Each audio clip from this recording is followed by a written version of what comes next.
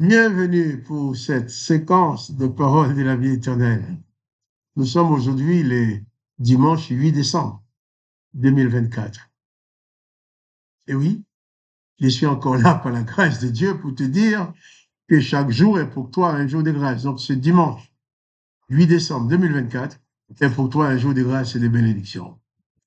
J'aime bien dire, préciser que ce n'est pas, je dis pas un jour sans difficulté, sans peine, mais un jour de grâce, un jour avec la présence de Jésus-Christ dans ta vie. Car Jésus-Christ dit pour toi, je suis avec toi tous les jours jusqu'à la fin du monde. Tu dois le réaliser en sorte de bannir de ta vie la peur, la terreur, la déprime, le découragement. Car si Jésus-Christ est avec toi, il est la clé de ta victoire. Comme j'ai dit hier, Jésus-Christ est venu pour sauver l'humanité. Et les humains l'ont tué. Et en mourant, il a pardonné à tous les humains. Même à Judas qu'il a livré, Judas a été pardonné, puisque Jésus a dit pardonne-leur. Ils savent ce qu'ils font, Jésus n'a pas dit à l'exception de Judas. Les sacrificateurs qui l'ont livré à Pilate, qui ont forcé Pilate à le tuer, ils étaient pardonnés.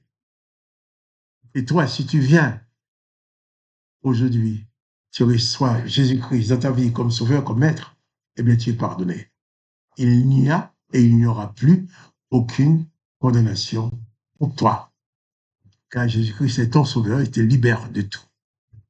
Nous avons parlé hier des Pâques, la Pâque juive qui était la Pâque de la vengeance, la destruction de l'ennemi, et la Pâque chrétienne qui est la Pâque de la grâce.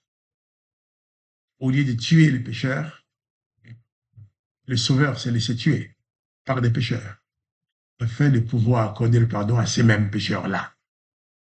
Ceux mêmes qui ont tué Jésus-Christ. Ils étaient là devant la croix. Quand ils ont entendu Jésus dire, Père, pardonne-leur. Car personne ne peut être condamné à cause de la mort de Jésus-Christ. Car Jésus-Christ les a tous pardonnés. Ça, c'est la Pâque chrétienne, la Pâque du pardon, de la délivrance, la Pâque de la grâce. Alors, aujourd'hui, c'est pour toi un jour de grâce. Et je vais te rappeler, si tu veux, après-demain, mardi, chaque mardi à 21h d'ailleurs, tu peux participer avec nous à une lecture expliquée de la Bible. Un temps de partage autour de l'Évangile pour connaître les paroles de Jésus-Christ. Et si tu veux participer chaque mardi à 21h, tu dois composer un numéro gratuit, de téléphone gratuit, 01 59 42 30 42. 01 59 42 30 42. On va te demander un code et tu vas faire les codes 334 84 82. Et tu seras en ligne avec plusieurs personnes qui lisent la Bible, qui partagent, qui lisent les évangiles et qui partagent dessus, qui essayent de comprendre. Sois les bienvenus pour cette lecture des paroles de Jésus-Christ, afin que tu sois rempli de cette connaissance des paroles de Jésus-Christ. Quand tu ouvres la bouche, au lieu qu'il sorte de ta bouche des injures, des paroles de colère contre celui qui t'a fait du mal, eh bien, comme Jésus-Christ, il sortira de ta bouche des paroles de bénédiction. Quand tu es au volant de ta voiture, comme c'est l'endroit où les hommes et les femmes aussi sont les plus vulgaires, les plus méchants, quand ils sont au volant de leur voiture, ils sont prêts à insulter tout le monde parce qu'il ne faut pas les gêner. Ils veulent passer. Eh bien, au lieu d'ouvrir la bouche pour t'insulter, tu ouvriras la bouche pour dire des paroles de bénédiction. Si tu es rempli des paroles de Jésus-Christ, quand tu ouvres la bouche, sortira de ta bouche les paroles de Jésus-Christ parce que c'est ce que tu as en toi. Mais pour cela, il faut lire ces paroles de Jésus-Christ, il faut les connaître, les comprendre. Donc, viens lire avec nous chaque mardi à 21h en composant le numéro que j'ai donné tout à l'heure. Que le nom du Seigneur Jésus-Christ soit glorifié et soit béni. Nous allons tout de suite lire dans l'Évangile de Jean, chapitre 20. Là, il est question de la résurrection de Jésus-Christ. Hier, nous avons parlé de sa mort. Mais là, nous allons parler de la part de sa résurrection. Oui, hier, nous avons parlé de la résurrection aussi. Car la résurrection de Jésus-Christ, c'est notre résurrection à nous. Jésus-Christ est le premier à être ressuscité des morts. pour que nous puissions suivre. C'est pour ça qu'il a dit, celui qui croit en lui vivra même s'il meurt. Il a dit qu'un jour, la trompette sonnera, la voix du maître retentira, et même ceux qui sont morts en Christ sortiront du tombeau pour partir avec le maître dans la gloire, Alors, notre espérance, c'est que là où Jésus est, nous y serons ici. Il a dit aussi, il a dit, je m'en vais vous préparer une place, et lorsque la place serait prête, je reviendrai, je te prendrai avec moi. Donc, tu seras assis à la droite du Dieu le Père avec Jésus-Christ, et tu le verras face à face. Mais maintenant, tu as besoin de ta foi pour croire en lui, afin de rester attaché à lui et garder l'héritage de la vie éternelle qu'il te donne. Et c'est ça les paroles de la vie éternelle. Je vais lire maintenant dans Jean chapitre 20. Le premier jour de la semaine, Marie de Magdala s'est rendue au sépulcre dès le matin, comme il faisait encore obscur.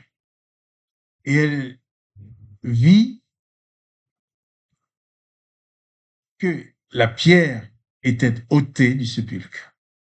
Elle courut vers Simon-Pierre et vers l'autre disciple que Jésus aimait et leur dit, ils ont enlevé du sépulcre les Seigneurs et nous ne savons où ils l'ont mis. Le premier jour de la semaine, la première personne qui va constater la disparition du corps de Jésus-Christ, c'est Marie de Magdala. Marie de Magdala. Et la première personne qui va annoncer aux hommes, je dis bien aux hommes, le message de la résurrection de Christ, qui va annoncer que Christ, Jésus-Christ est ressuscité. C'est Marie de Magdala. On ne peut pas dire Monsieur Marie de Magdala. C'est une dame, c'est une femme. Je dis ça pour ceux qui disent que les femmes ne doivent pas prêcher l'évangile.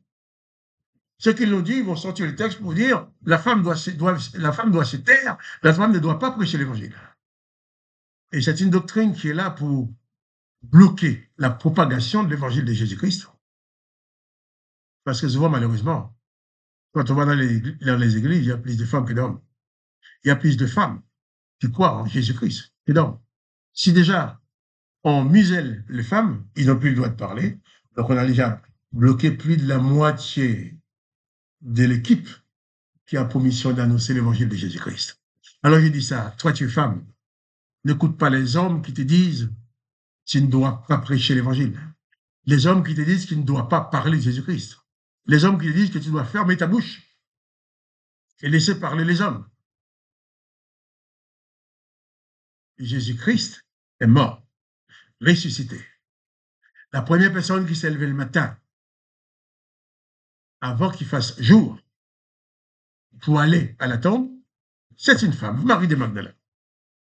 Et la première personne qui a constaté que Jésus-Christ est ressuscité, c'est une femme, Marie de Magdala. La première personne qui a annoncé aux autres le message de la résurrection, c'est une femme, Marie de Magdala. Et ce n'est qu'après que Pierre et Jean vont venir voir, ils vont courir vers les tombeaux pour voir effectivement que le tombeau était vide.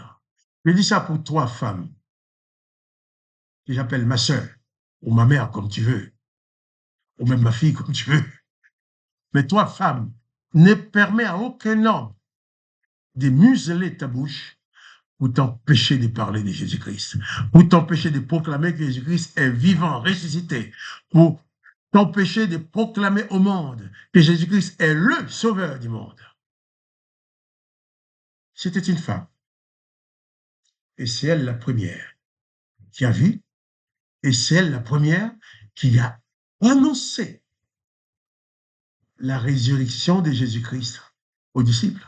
Pierre, ça aurait pu être Pierre, l'apôtre Pierre. L'apôtre Pierre qui a dit à Jésus, quel autre auriez-nous, toi seul, à les paroles de la vie éternelle. À Jean, qui était proche, qui était le plus jeune du groupe, qui était présent comme un enfant avec Jésus-Christ. Mais non, c'est une femme, Marie de Magdala, la première, qui a vu et qui leur a dit. Donc, je m'arrête là pour te dire à toi, femme, ne permets pas, n'écoute pas ces hommes qui te disent que tu dois leur laisser le pouvoir de prêcher l'évangile et tu dois fermer ta bouche. Parle de Jésus-Christ. Si les hommes ne sont pas contents que tu parles de Jésus-Christ, parle encore plus de Jésus-Christ. Si les hommes te disent qu'il faut te taire, parle encore plus de Jésus-Christ. Ne t'étais pas. Ce que tu sais du Sauveur, dis-le aux autres. Proclame-les. Et personne ne t'empêche de le faire, puisque c'est Marie de Magdala qui l'a annoncé à Pierre. Toi, tu es une femme aussi. Donc, ma soeur, je m'adresse particulièrement à toi. Jésus-Christ est avec toi tous les jours jusqu'à la fin du monde. Il ne t'abandonnera jamais. Réalise cela et proclame-le aux autres. Prêche l'évangile. Enseigne l'évangile aux autres. C'est la mission que Dieu donne aux hommes et aux femmes. Mais n'écoutez pas ceux qui veulent anéantir la moitié de l'équipe qui a été sur la terre. Jésus-Christ a laissé, a été sur la terre pour prêcher son évangile. On reviendra là-dessus demain, Dieu voulant. Mais en attendant que le nom de Dieu le Père soit glorifié, c'est lui qui nous a donné Jésus, que le nom de Jésus-Christ soit glorifié. Que toi aussi, mon frère, ma soeur, tu sois richement béni et que tu sois homme ou femme, prédicateur de l'évangile. Que tu sois homme, que tu sois femme, prêche l'évangile de Jésus-Christ. Ne t'étais jamais. C'est ta mission. Et quant à moi, Marc-Joseph, je te dis aussi, pas de panique. Jésus-Christ est avec toi. Prêche son évangile. Et n'oublie pas, si tu veux participer avec nous à la lecture de l'évangile, tous les mardis soirs, à 21h, en composant ces numéros-là que j'ai donnés, 01 59 42 30 42 et le code 334 84 82. Et je te dis, pas de panique en attendant. Et à demain pour les paroles de la vie éternelle.